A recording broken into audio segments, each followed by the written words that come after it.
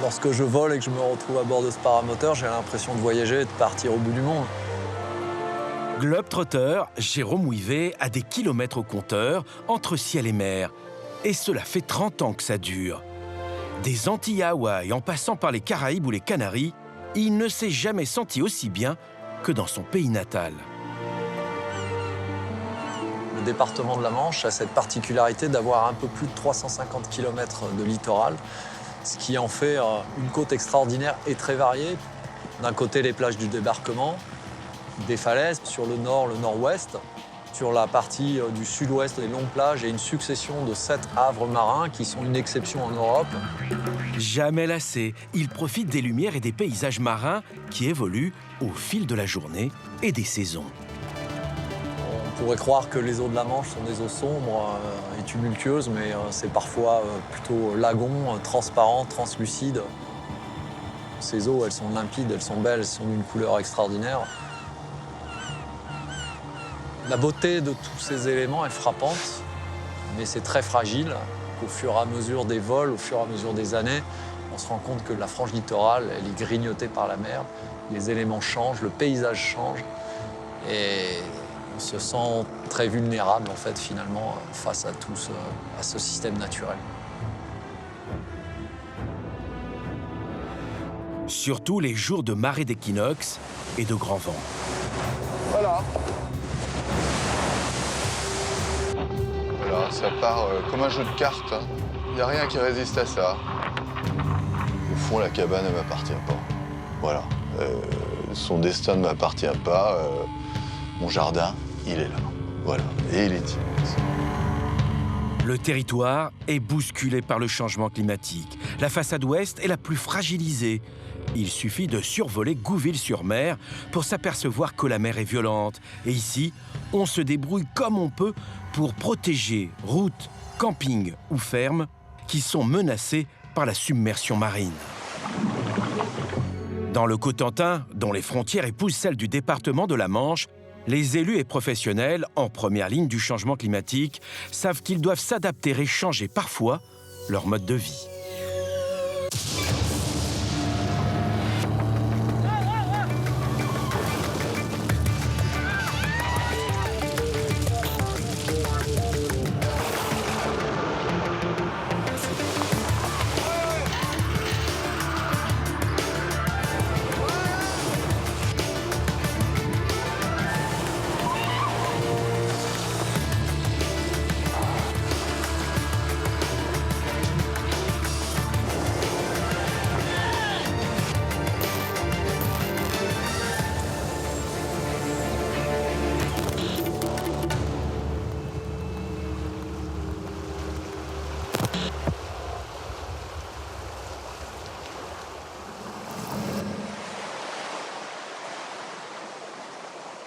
La Manche est avant tout un territoire maritime, avec la mer qui est présente sur ses façades ouest, nord et est. Un département qui compte près de 500 000 habitants. Avec son van, Jérôme Ouivet, le photographe, sillonne la Manche tout au long de l'année. C'est énorme parce qu'en fait, je dépends de personne. Pas besoin de pilote, pas de rendez-vous. Il suffit d'un bout de champ, un petit bout de plage. Et puis on décolle et on va se promener. C'est un peu la mobilette désert, mais il m'offre vraiment cette liberté absolue. 2h30 d'autonomie environ et des vols juste après le lever du jour ou comme ici, peu de temps avant le coucher du soleil. Ces photos contribuent à faire connaître ce territoire vu du ciel, avec là encore de belles surprises. C'est ce qui est extraordinaire, c'est que dès qu'on s'envole, on perçoit le paysage différemment. Quand on arrive sur cette espèce de mangrove, on dirait l'Afrique, et c'est la mangrove dans le Val d'Auxerre. C'est la magie de la photographie aérienne, c'est ce côté graphique, ce côté coloré qu'on peut découvrir lorsqu'on est en l'air. À marée basse, c'est un autre monde qui se dévoile avec les parcs ostréicoles. Un tableau avec ses lignes et ses formes géométriques qui se révèlent à l'œil du photographe.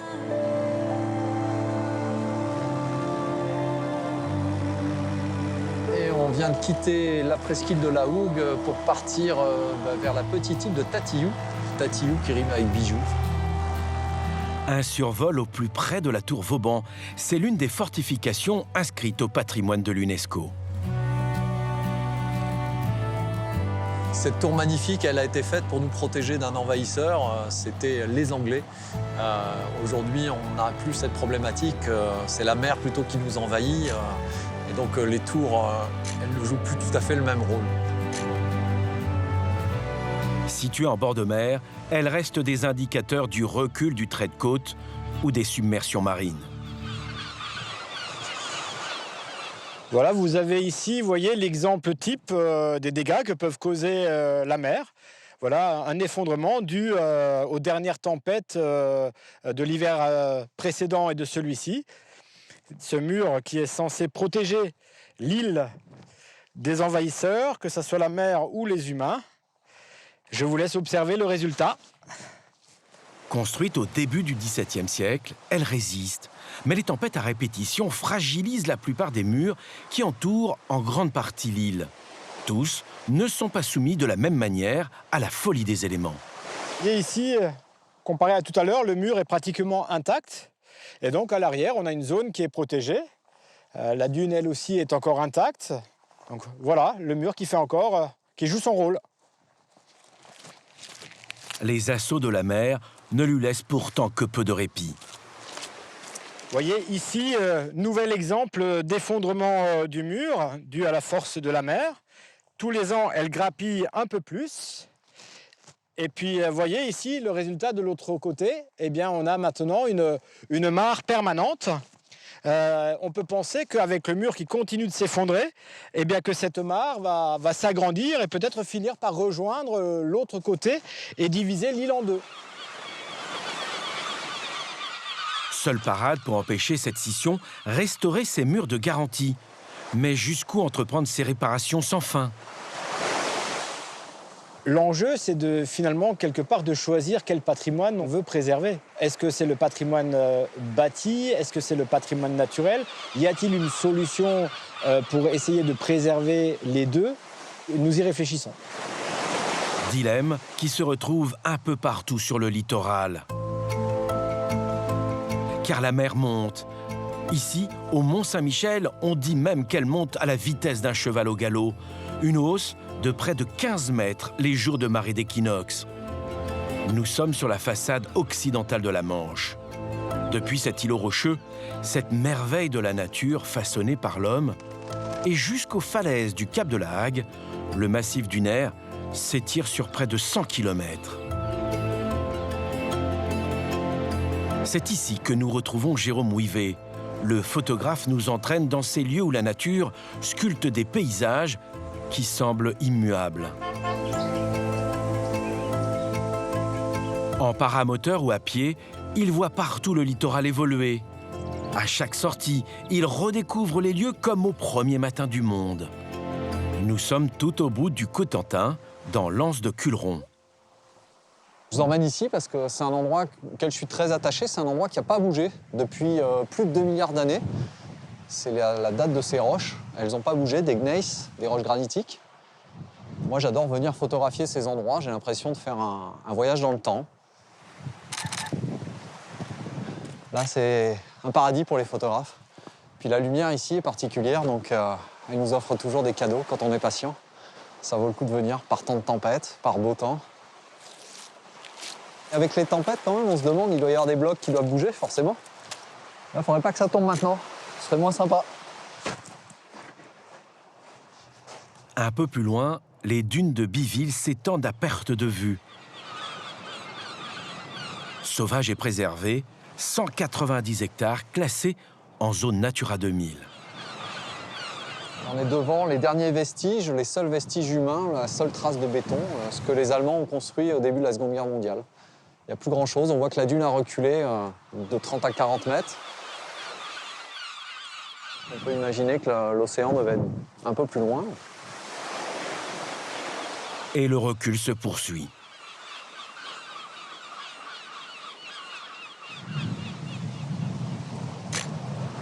Le changement climatique, c'est une aubaine dans le sens où le paysage change et on va refaire de nouvelles photos tous les ans. Mais en fait, au fond, quand on réfléchit sérieusement, c'est un véritable drame, ce changement climatique, et ça apporte rien de positif, quoi. Les endroits que j'aime, ils sont menacés chaque jour. Le village dans lequel je vis, il est menacé lui-même de la montée des eaux. Et c'est un véritable drame. Sa commune n'est pas la seule menacée par le changement climatique. Le littoral évolue au gré des tempêtes, des coups de vent et des grandes marées. Voici la carte des zones les plus vulnérables.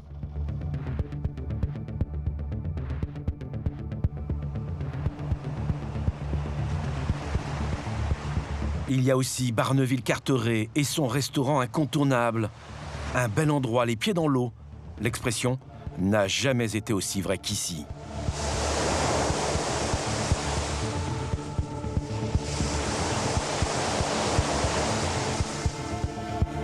Plus au sud, c'est un symbole qui est en sursis.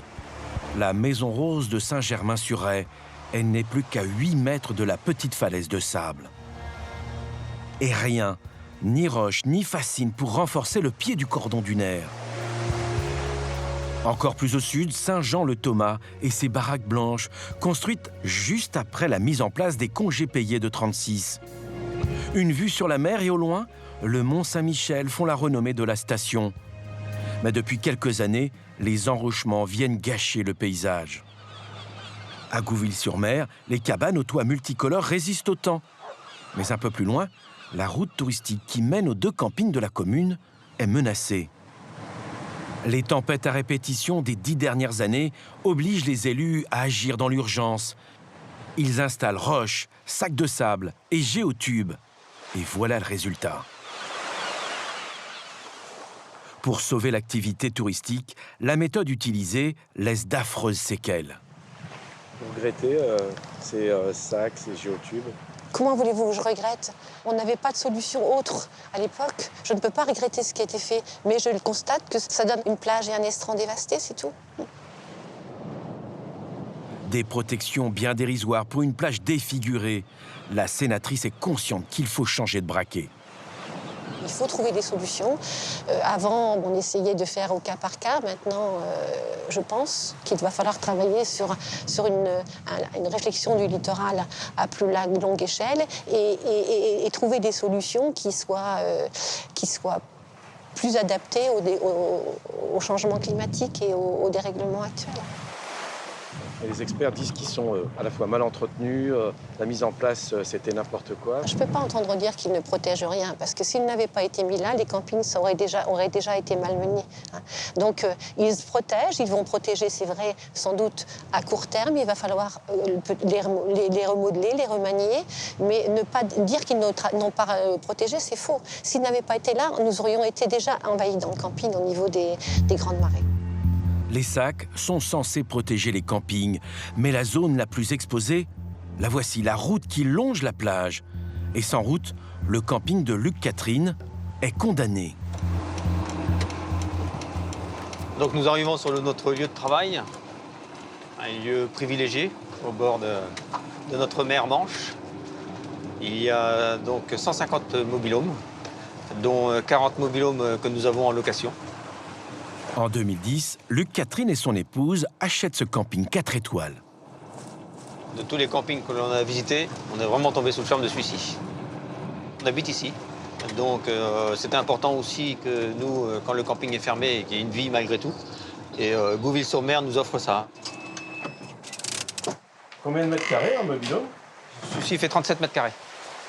3 chambres, une salle de bain et des toilettes. Une petite maison, les pieds dans l'eau. Donc les beaux jours arrivent, on peut mettre la table à l'extérieur. Voilà. 2 millions d'euros et les voilà propriétaires. Toutes leurs économies y passent. Ils font également un emprunt. L'investissement en vaut la chandelle jusqu'au jour où une tempête leur rappelle la triste réalité. On a été surpris en 2014 quand, suite à une forte tempête, le sable a été rogné. Là, on a pris connaissance du problème. Ils tombent des nues. Personne ne nous a dit attention, dans 5 ans, vous serez obligé de déménager. Personne, non.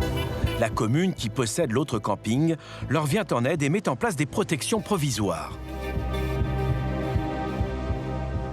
En 2014, dans l'urgence, les sacs ont été mis, effectivement, pour nous protéger. Une dune a été reformée, mais ça n'a pas suffi. Non, je ne suis pas en colère. On regarde devant, on regarde voilà, ce qui peut être fait, les solutions. Non, on est dans cette dynamique-là. La solution envisagée, relocaliser les 2 campings. Un peu extrême comme hypothèse. La route semble pourtant bien condamnée. Nous avons sollicité l'avis de Stéphane Costa. C'est en France l'un des meilleurs experts du trait de côte.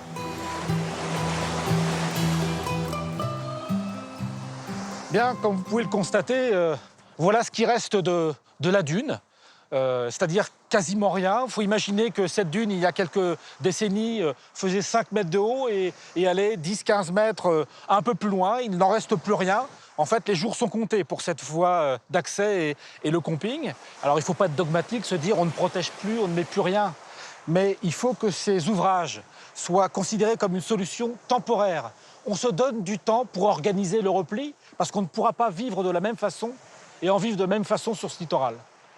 Ici, il n'y a pas d'autre option qu'un transfert des campings. Où, quand et comment? C'est l'enjeu d'un dialogue qui démarre avec les élus et l'État. Bonjour. Bonjour, monsieur Jean. Comment allez-vous? Ça va? Et pour la première fois en France, la communauté de communes s'est dotée d'un poste d'un nouveau genre. Et là, tout est booké pour l'ensemble de... Étienne d'Anglejean est chargé de préparer la délocalisation des sites les plus menacés sur la côte. Une projection sur la commune de Gouville. À 50 ans, on voit le trait de côte qui recule encore davantage. Donc là, c'est toute la route qui est mangée. Un long processus, mais une question obsède les propriétaires de la Belle Étoile. Qui va financer le transfert? Notre camping n'est toujours pas fini de payer. Il sera certainement pas fini de payer quand on partira d'ici, si jamais, voilà. Mais on ne peut pas relocaliser sans être aidé, ou nous, financièrement, on ne peut pas. Le couple Catherine ne cache pas que sans l'aide providentielle de l'État et des collectivités, rien ne pourra se faire. Un peu plus loin, autre situation délicate. Là aussi, des enrochements ont été mis en place sans autorisation. Dans l'urgence, la commune installe cette digue pour protéger la route. Mais très vite, elle en profite pour créer un parking pour camping-car. À la clé, 100 000 € environ par an pour une 50aine de places. En suivant la ligne d'enrochement, on trouve plus loin le poste de secours, en danger également. Donc là, je vais donc vous faire voir la tempête en 2019 qu'on a eue qui a emporté une bonne partie de la dune. Donc l'eau est montée à peu près jusque-là. À ce moment-là, on a vraiment eu peur que le poste, les fondations du poste soient attaquées et qu'il ne tombe, quoi. Il y a eu des travaux qui ont été faits par la commune. Ça vaut ce que ça vaut, mais ils nous ont mis un bel enrochement pour pouvoir consolider la base du poste. Stéphane Godefroy est le président des sauveteurs en mer, comme son aïeul avant lui. Je vais vous montrer des images que j'ai retrouvées de la personne qui a créé ce poste de secours, qui est mon grand-père. Ça a été créé en 1952. Le grand-père, une figure locale. Depuis le début, le poste a été animé par celui qui est toujours son patron, Jean Godefroy, de son métier entrepreneur, entre-temps sauveteur bénévole. À son époque, les interventions avaient lieu en Zodiac. Les sorties étaient mouvementées. Le danger était en mer, pas sur la côte. C'est la plage avant. Voici le bâtiment où on est, que mon grand-père a créé. On voit encore qu'il y a encore une large bande de dunes devant. J'ai peur qu'ils partent, parce que c'est quand même... c'est l'histoire de notre poste, et c'est aussi... on a une position vraiment géographique... on est très bien placé pour pouvoir intervenir en mer.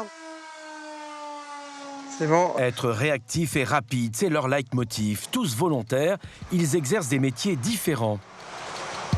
Si Stéphane est ostréiculteur, d'autres sont banquiers ou retraités. Chaque minute compte, parce que là, tant qu'on va partir, la mer va être vraiment remontée vite sur la cale, déjà, presque. Donc c'est vraiment chronométré, quoi. Si on est ne serait-ce que 500-600 mètres plus à l'intérieur, on va tout de suite perdre 5-6 minutes. Et des histoires de sauvetage, Stéphane et son équipe en ont quelques-unes à raconter.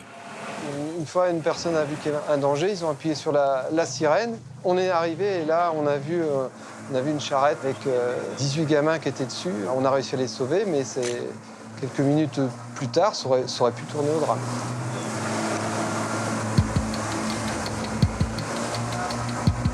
D'où ces exercices réguliers pour être opérationnels 7 jours sur 7, 24 heures sur 24.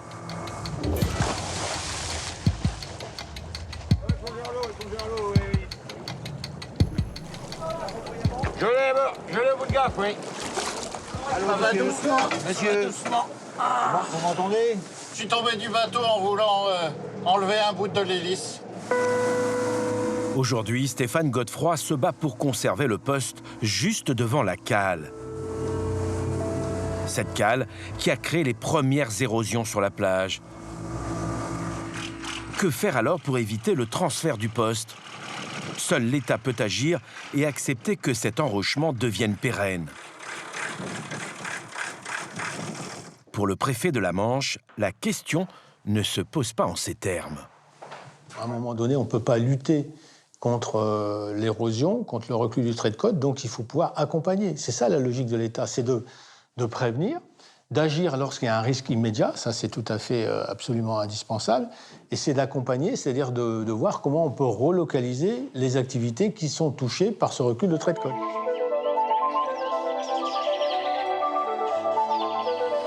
À Blainville-sur-Mer, un habitant sait que le temps est compté et qu'un jour ou l'autre, une vague plus violente qu'une autre viendra emporter sa petite cabane. En attendant, il profite de chaque moment. C'est un moment privilégié. Ici, la lune se couche sur la mer et le soleil se lève de l'autre côté.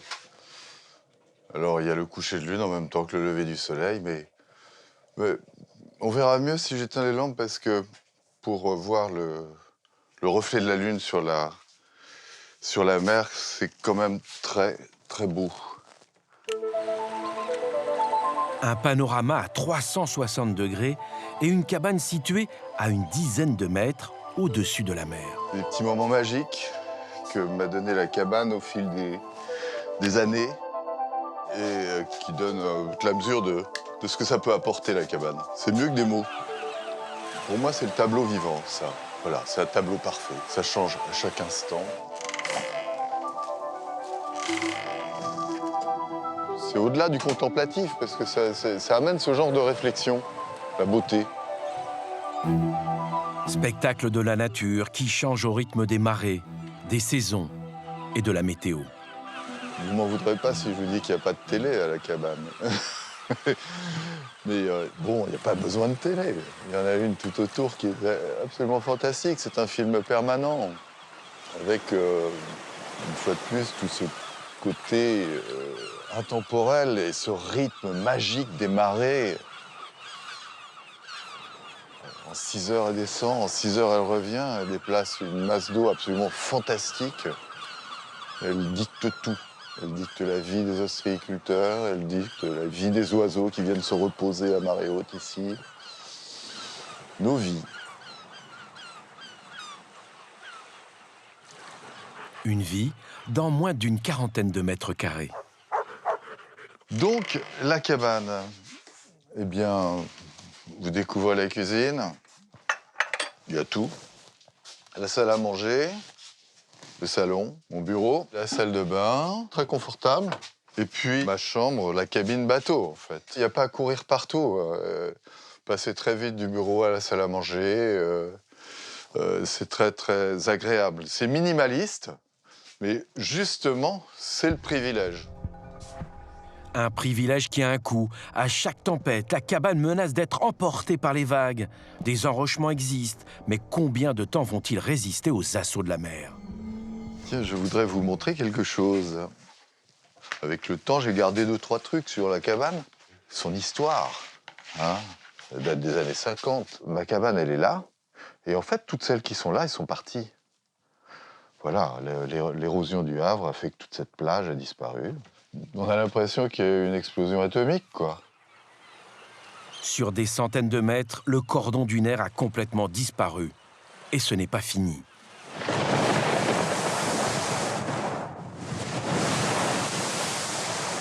Waouh! Dis donc, hein, quand tu les vois arriver là, quand même.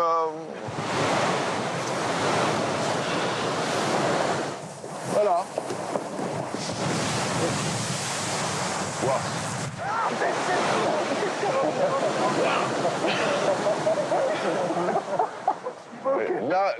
Là, c'était plusieurs tonnes. Hein, alors là, en frontal.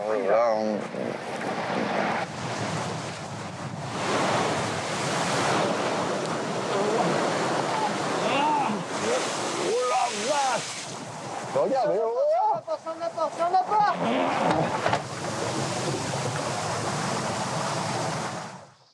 Tu peux pas imaginer ce que c'est une tempête ici.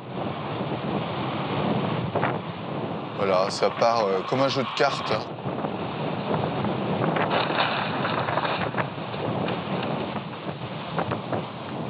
Il n'y a rien qui résiste à ça.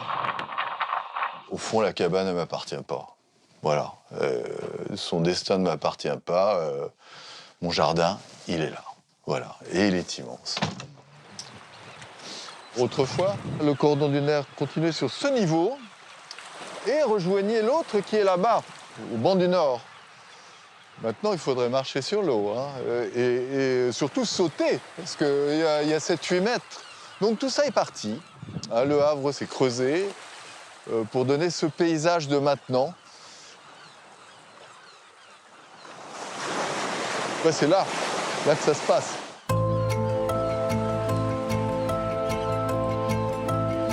La mer continue inlassablement de modifier le littoral et les imprudents qui ont construit leurs cabanes sur le cordon dunaire comptent les jours avant que les flots en furie n'emportent leurs biens.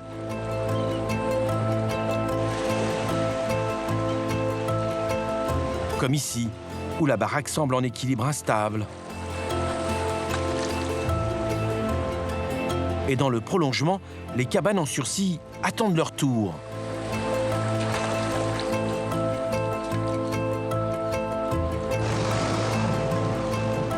Entre Gouville-sur-Mer et Agon-Coutainville, ces 30 dernières années, le trait de côte a bien changé. À marée basse, on découvre grâce à cette image aérienne les parcs à huîtres qui font la richesse de la Normandie.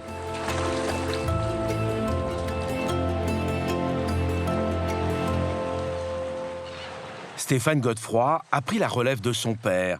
Avec son frère, il exploite la ferme familiale. Une vie au rythme des marées.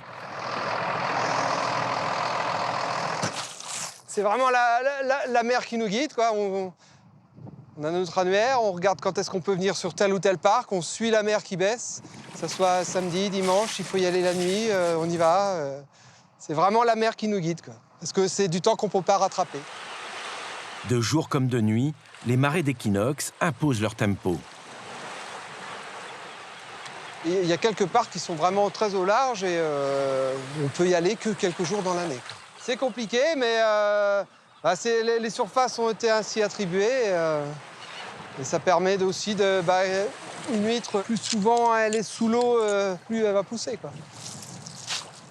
Pour se développer, l'huître a besoin de se nourrir et la mer ne peut donner que ce dont elle dispose. Il y a une quarantaine d'années, quand l'ostréiculteur est arrivé dans la région, on arrivait à faire une huître en un an, à peu près. Maintenant, on arrive plutôt à presque 4 ans. Dans les poches, il y a aujourd'hui moitié moins d'huîtres. Mon père, quand il commençait ce métier-là, ils étaient à deux à retourner les poches parce que ça poussait tellement qu'ils étaient face à face, quoi, pour pouvoir les tourner. Hein. Le métier a évolué, mais il y a aujourd'hui un autre fléau qui menace le secteur. Ça, vous voyez, ça, ces petites huîtres-là, c'est vraiment un problème parce que c'est des huîtres sauvages et elles viennent en compétition avec les huîtres qui sont dans la poche. Donc c'est un réel fléau et elles arrivent maintenant à se tenir là parce que l'eau se réchauffe. Chose qu'avant, avec une eau plus froide, ça n'arrivait pas. La profession a toujours su s'adapter. Et face aux défis qui l'attendent, Stéphane, le président des sauveteurs en mer, est plutôt optimiste. C'est dans les tempêtes, dit-il, que l'on reconnaît les vrais marins.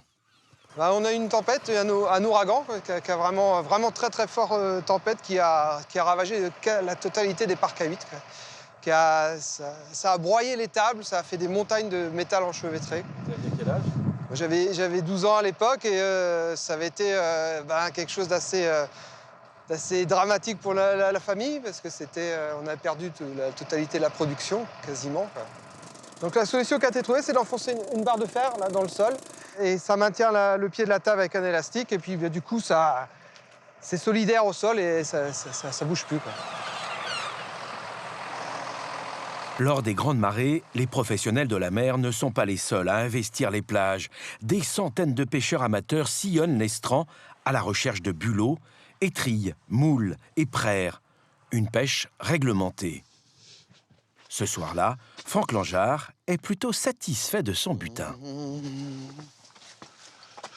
Retour de pêche avec des praires. Hello. Ça va? La pêche? Mais oui, magnifique, regarde, tu vois, des praires. Voilà. Un menu qui se présente sous les meilleurs auspices. Ça monte, ça monte. Et il descend doucement quand même. On va voir le coucher du soleil. Ben voilà, le coucher de soleil à la cabane. Pour rien au monde, faut rater ça. Il se couche plus à droite l'été, un petit peu. Ben là, en plus, on va peut-être voir le rayon vert. Non, on sait, ça fait une dizaine d'années qu'on a la cabane et en fait, si ça se trouve, elle l'a encore pour quelques années, quoi. C'est ce qu'on se dit, une fois qu'on aura passé l'hiver, ben c'est gagné. Mais il faudrait passer encore les tempêtes de mars, avril, c'est là que ça se joue.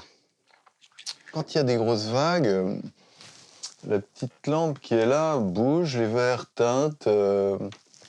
Et on évite de dormir quand il y a des grosses tempêtes, c'est pas agréable, ça tape dans le rochement, c'est pas plaisant.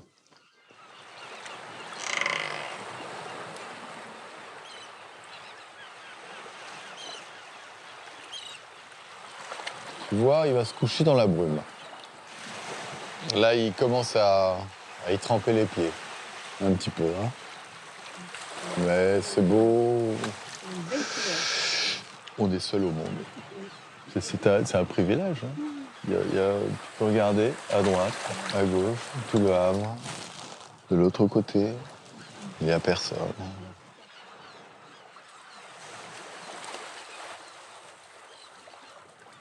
Seuls au monde pour admirer le spectacle de la nature.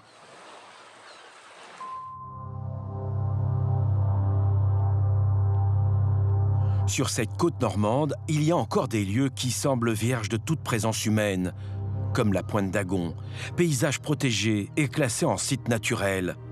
Un espace en perpétuel mouvement.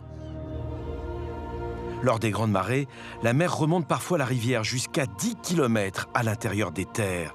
Une intrusion salée qui n'est pas sans conséquences. À chaque fois, les brebis de David Lecordier doivent quitter la prairie. Donc là, on est en période de les premiers coefficients de marée assez importants. Donc là, le mouton ne sait pas nager. Au fil des années, la situation se dégrade au point que l'éleveur s'interroge sur son avenir. Quitter ici, peut-être oui, parce que bon, c'est quand même un endroit, c'est quand même un endroit sympa, quoi. Et puis bon, c'est familial quand même, parce que bon, mes parents sont là étaient là depuis 1956.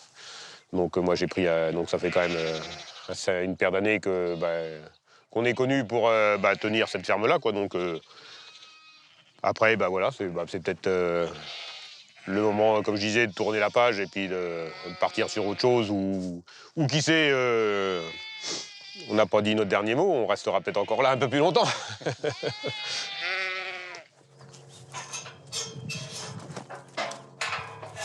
Dès qu'il y en a des vents de ouest, nord-ouest, les vagues viennent taper dans la dune et ça creuse et la mer gagne petit à petit du terrain.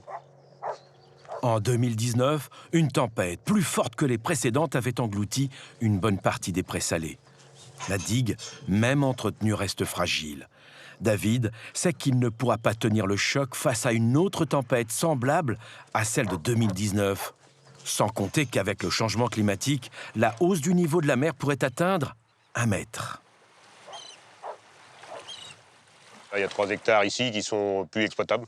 Donc là, on voit un petit peu la limite où la mer a monté la dernière fois, quoi. Les 3 hectares ont disparu. Donc inexploitable, puisque à chaque grande marée, la mer monte dedans régulièrement, quoi. D'où l'intérêt de la digue où on est actuellement, qui a été refaite au mois de mars 2020, qui nous permet de reculer l'échéance avant que ça vienne jusqu'à la ferme, si ça doit y venir un jour, quoi.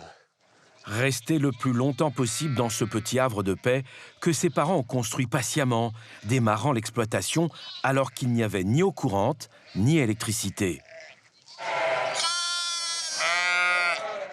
Une tranquillité perturbée par des rumeurs tenaces. La ferme serait rachetée, le couple forcé de s'exiler dans les terres. Bien. Tiens, au fait, j'ai reçu un message du conservatoire du littoral.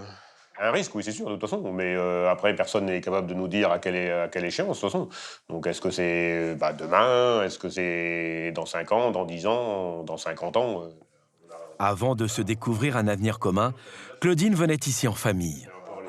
Elle venait en vacances ici, de toute façon. Donc, on s'est connus les vacances au départ, de toute façon. Et déjà sur les photos de mariage, il y a 3 ans seulement, la mer et la rivière ont emporté les terres. Ça, c'est parti. Ça, c'est parti. Oui. Tout ce qui est en sable, oui. La mer a regagné du terrain là-dessus. Après, celle-là, non. Là où il y a la voiture, on pourrait plus la mettre. Donc, on aurait pu mettre la voiture. La voiture serait dans. Ça vient comme ça. Hein. La voiture serait dans l'eau. Là, c'est pareil. La photo a été prise en haut de la fourche du tracteur. Enfin, le tracteur serait dans l'eau actuellement. On pourrait plus faire. Des bons souvenirs. Le couple sait qu'il n'est plus le maître du temps, que le tempo est plus que jamais imposé par la montée des eaux. Mais hors de question de quitter cette ferme familiale sans la moindre concertation avec ceux qui ont déjà prévu leur départ. Si on doit partir, ce sera peut-être certainement difficile.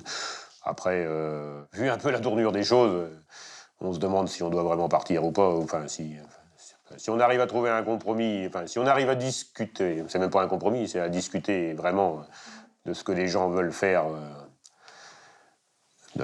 Voilà, c'est juste ça, de toute façon. C'est ce qu'on demande, de toute façon.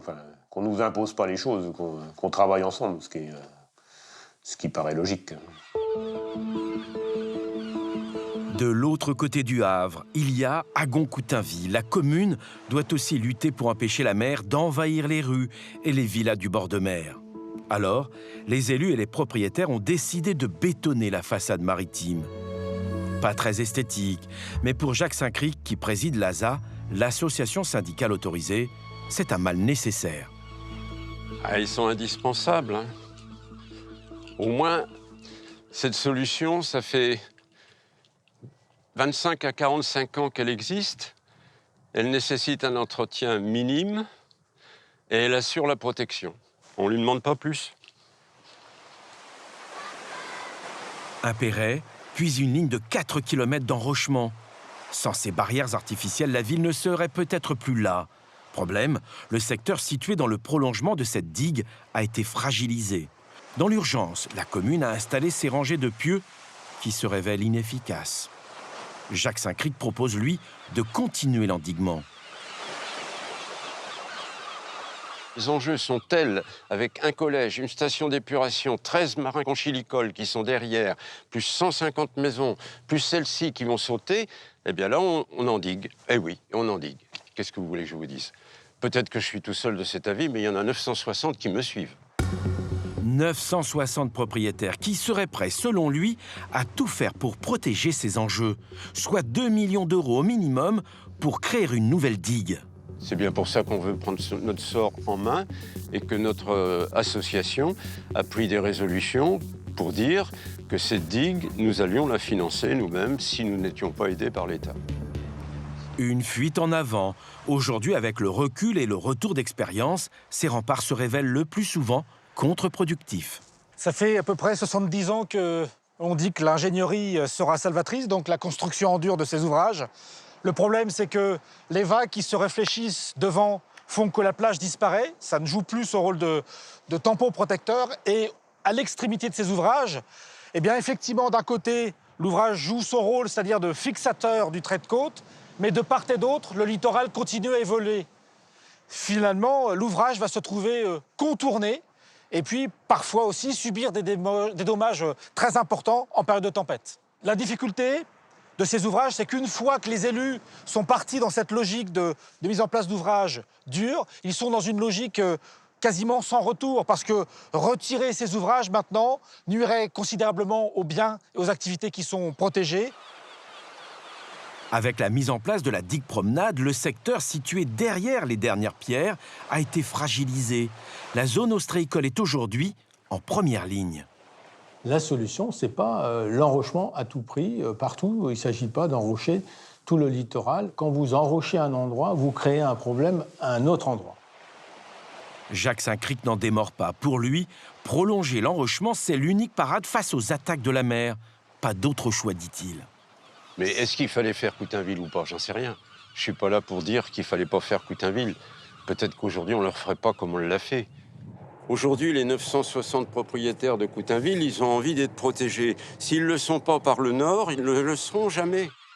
La solution qui apparaît à ces personnes, c'est de poursuivre l'enrochement en disant ce qu'on a fait, il faut le poursuivre. Mais ce n'est pas forcément la solution. L'État accepterait s'il finance... Non, l'État n'acceptera. Non, l'État n'accepte pas. Ça, je peux vous dire, l'État n'accepte pas. Même s'il finance la digue? Ah non, mais il faut des autorisations. C'est à l'État qui donne les autorisations. Que se passera-t-il dans les années qui viennent? Les villas du bord de mer seront-elles inondées et malmenées plus souvent? La réponse des experts ne souffre d'aucune ambiguïté. Leurs projections montrent que les risques vont s'accroître, et pas qu'un peu. 1 mètre d'élévation du niveau des mers qui est prévu pour 2100 veut dire que les grands coefficients qu'on a aujourd'hui de 113, on ne les aura pas 3-4 fois par an, mais on les aura 60 fois par an. Donc une chance beaucoup plus grande que ces grands coefficients se fassent avec une tempête très forte. Tempête très forte qui risquerait de ruiner prématurément l'ouvrage, générant des entretiens coûteux, mais aussi de générer des franchissements par la mer qui sont dangereux pour les populations. Comme ça. Voilà, c'est bon. Pour convaincre les plus réfractaires, comme Jacques Saint-Cricq, Stéphane Costa et l'équipe du CIREF de l'Université de Caen ont conçu un outil qui permet de voyager dans le futur. Alors là, je vous emmène dans une rue d'Étretat où a été simulée la tempête de février 1990 avec plus 1 mètre d'élévation du niveau des mers prévue pour 2100. Cette simulation est le résultat de modélisations mathématiques, scientifiques, avec des hauteurs d'eau qui devraient être observées, et puis des vitesses d'écoulement qui seraient de l'ordre de 2 mètres secondes. Normalement, les vagues devraient tout détruire, aussi bien les terrasses que l'échafaudage, mais on n'a pas voulu le modéliser parce que cette destruction aura pu créer une embâcle, faire monter les eaux, mais ça, c'est le scénario catastrophe. Voici une autre simulation. Déjà plus de 150 élus normands ont vécu cette expérience.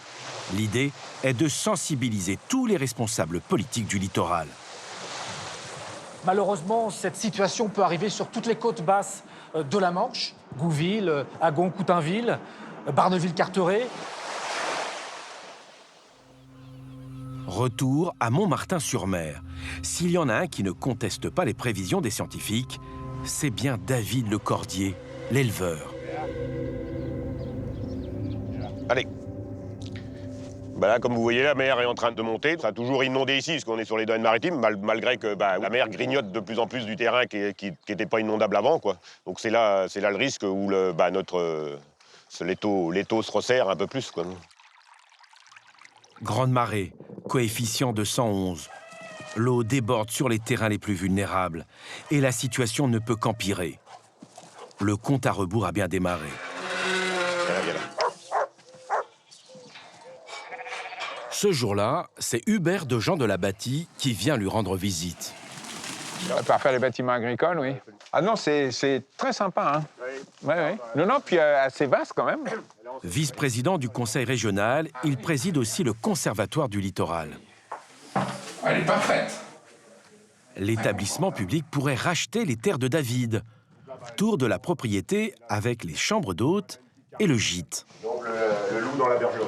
Ouais. On a Le loup sur le lit et les moutons en dessous. Et ça existe nulle part ailleurs. Hein. J'ai encore jamais vu ça. Hein. Salut les moutons.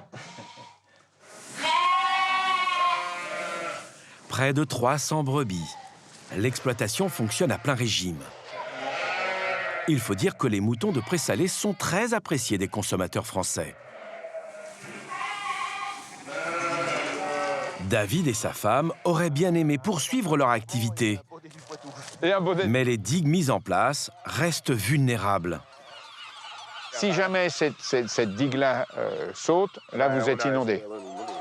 À terme, l'eau va rentrer partout. Pour David, pas d'autre issue que de vendre ses terres agricoles. Qu'on se mette bien d'accord, hein, le Conservatoire du littoral n'a pas été fait pour indemniser les propriétaires face aux aléas du changement climatique. Le Conservatoire du littoral définit une zone dans laquelle il y a un intérêt à intervenir pour soustraire les terres à l'urbanisation. Et donc, elle achète des terrains. Donc, si monsieur vend sa propriété et qu'elle est dans le périmètre d'intervention, ce qui est le cas, eh bien, le conservatoire peut acheter. Le dialogue peut enfin commencer. Pour David, la vente de la propriété doit lui rapporter suffisamment pour démarrer une nouvelle vie ailleurs, une vie plus centrée sur l'activité touristique. Dans la Manche, le changement climatique n'a pas que des effets sur le littoral. En mer, l'eau se réchauffe et ce n'est pas sans conséquence sur la pêche. Port de Granville, 8 h du matin. Joanne Le Guélinel rejoint son équipage. T'as tout ce qu'il faut en apport, c'est bon? Ça devrait faire. Le petit cocktail habituel? C'est ça même. Pour cette sortie, il est accompagné par Laurent Ségron, scientifique au SMEL, un institut de recherche basé à Gouville-sur-Mer. À 36 ans, Johan est son propre patron.